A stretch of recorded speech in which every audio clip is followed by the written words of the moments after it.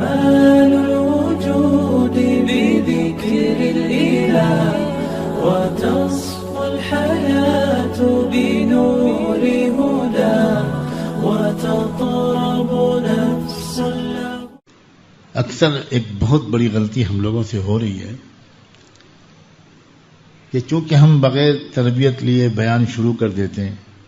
اس زمانے میں ایک بہت بڑا مسئلہ یہ بہت بڑا مسئلہ میں تو بہت عرصے سے غور کرتے کرتے اس نتیجے پہ پہنچ رہا ہوں کہ اس زمانے کے فتنوں اور گمراہیوں کا اور دین کے بارے میں غلط تصور کی ایک بہت بڑی وجہ یہ ہے کہ ہر کس و ناقص بیان کرنے لگا.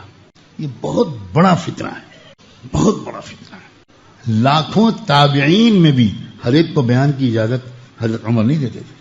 اللہ کا کیسے تعارف کرایا جائے، اللہ کے بندوں کو اللہ سے کیسے قریب لایا جائے، یہ دنیا کا سب سے مشکل کام ہے. یہ وہ مشکل فن ہے جو اللہ نے نبیوں کو سکھایا ہوتا ہے. یہ ہر کس و ناقص کی بس کی بات نہیں ہے. اور یہ اسی غالباً ایک بہت بڑی وجہ ہے یہ کہ ہر کس و ناقص جو بیان کرنے لگا تو اس انداز سے بولنے لگا کہ عام لوگ اللہ تعالیٰ سے بہت زیادہ ڈر گئے اور اس کی رحمت سے مایوس ہونے لگے.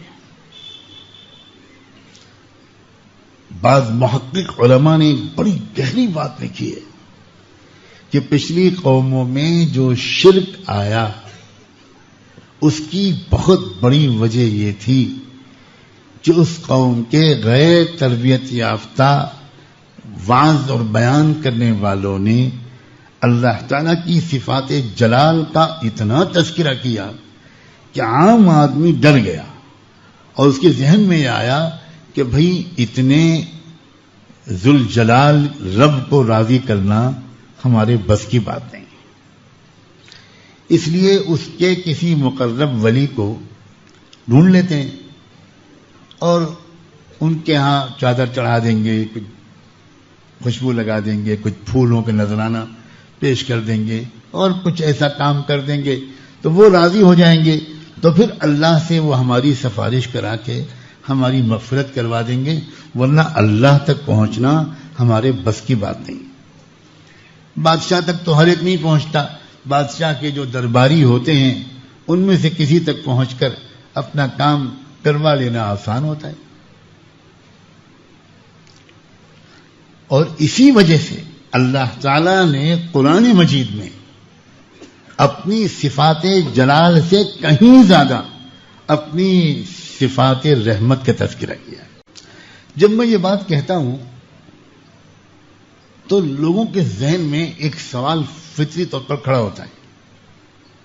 کل بھی میں نے عصر بعد کی مجلس میں یہ بات کہی تھی کہ بیان کرنا کوئی کھیل نہیں ہے. 10-20 سال بڑوں کی نگرانی میں بیان سیکھنا پڑتا ہے اور ڈانٹ کھانی پڑتی ہے، مار کھانی پڑتی ہے. بیچ بیان میں سے بیان رکوا کر کھڑا کر دیا جاتا ہے. یہ سب میرے ساتھ ہوا ہے. میں کوئی پرانے زمانے کی بات نہیں کر رہا ہوں.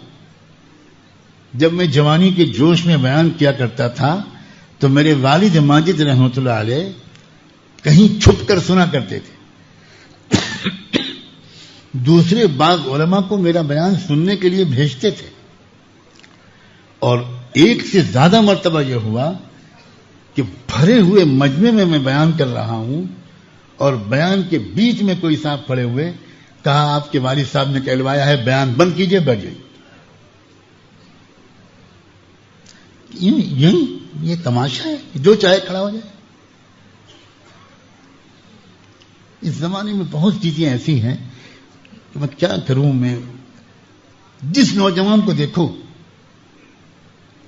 وہ پہلے ہی 3 دن اور 40 دن میں سرما لگاتا ہے، صافہ باندھتا ہے اور کم سے کم ڈپٹی حضرت جی تو بن ہی جاتا. اور زیادہ آگے بڑھتا ہے تو عصا لیتا ہے ہاتھ میں، حالانکہ اسی عصا سے اس کی پٹائی پہلے ہونی چاہیے. کیا ہے یار، یہ کیا ہے؟ تم کو یہی 2-1 سنتیں ملی ہیں ابھی. تاکہ تم دوسروں کو دکھاؤ کہ میں کتنا بڑا بزرگ بن گیا. یہ تربیت کے رازوں سے ناواقفیت کی دلیل ہے. حضرت عمر رضی اللہ تعالی عنہ نے اپنے زمانے میں ایک عجیب حکم جاری کیا. قومیں اسلام میں داخل ہونے لگی، دنیا کی قومیں، ملکوں کے ملک. اب وہ دیکھ رہے ہیں کہ سارے کے سارے لوگ ایک ہی لباس میں ہیں، تو اس کی داڑھی دیکھی، جس کا عمامہ دیکھا، اس سے مسئلہ پوچھنے لگے، جیسے آج کل ہوتا ہے. ماشاء اللہ، ایک چلے میں آئے اور دارالفتہ کھول کے بیٹھ گئے.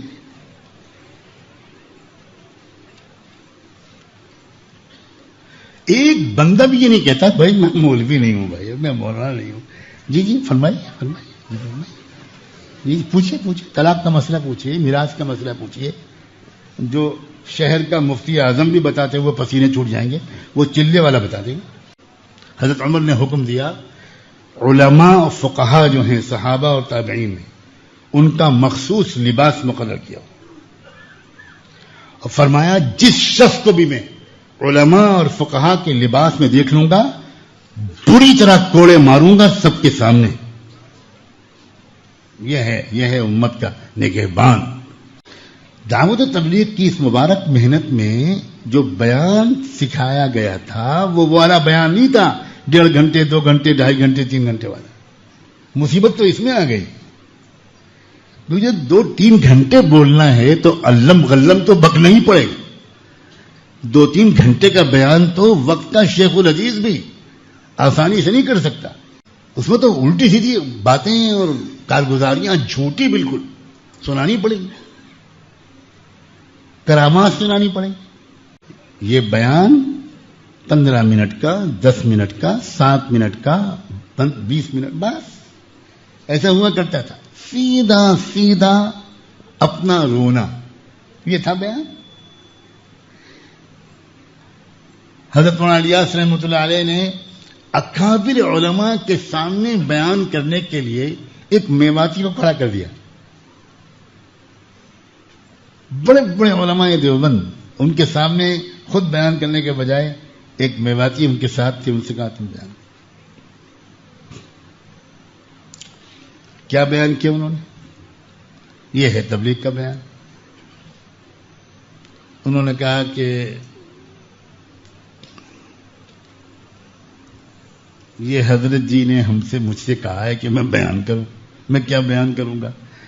میں تو اپنا دکھ، اپنا رونا روتا ہوں کہ ہم تو گوبر پوچھتے تھے، مورتیاں گھر میں رکھتے تھے، ہمیں کلمہ نماز کا پتہ نہیں تھا.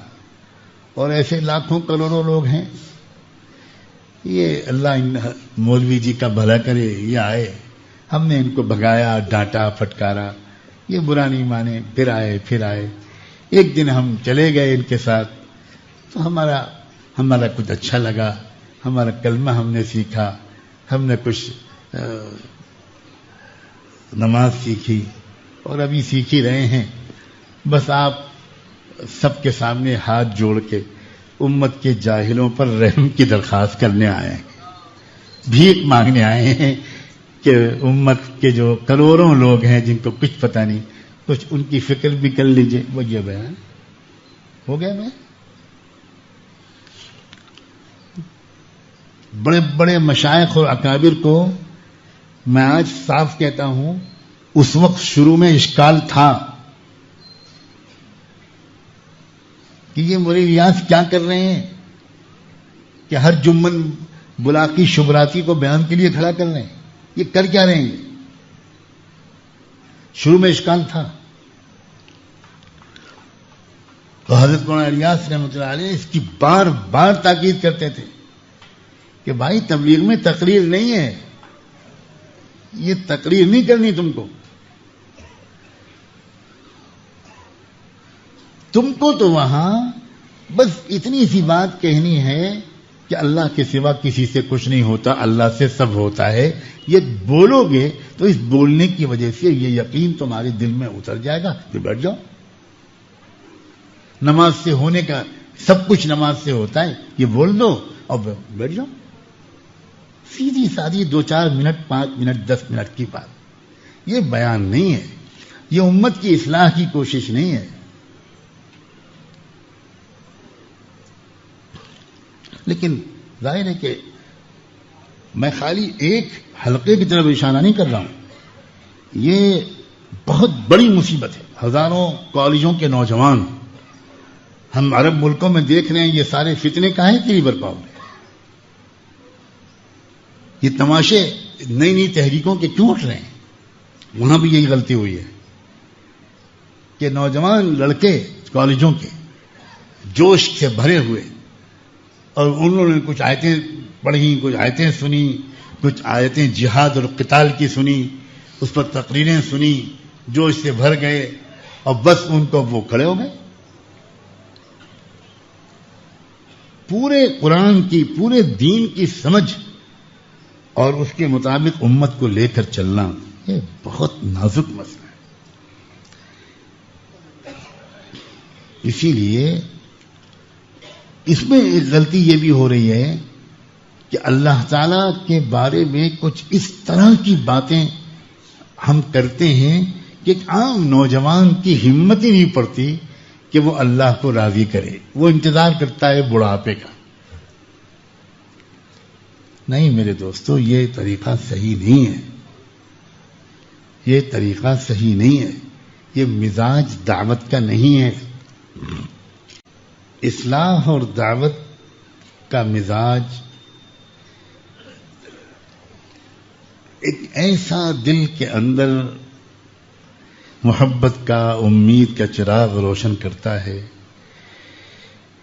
کہ بظاہر بڑے بڑے گناہوں میں پھنسا ہوا کوئی عزیز نوجوان لڑکا یا لڑکی, اس پر بھی کبھی بھی حقارت کی اور مایوسی کی نظر نہیں پڑتی,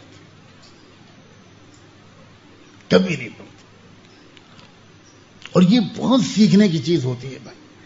اور جب تک کسی داعی کی صحبت میں رہ کر سفر اور حضر میں 10 سال یہ محبت بھری نظر انسان نہیں سیکھ پاتا, تب تک چاہے اس کے بیانوں کی شہرت پوری دنیا میں ہو جائے, اس کی ذات سے کسی کی زندگی بدلتی نہیں.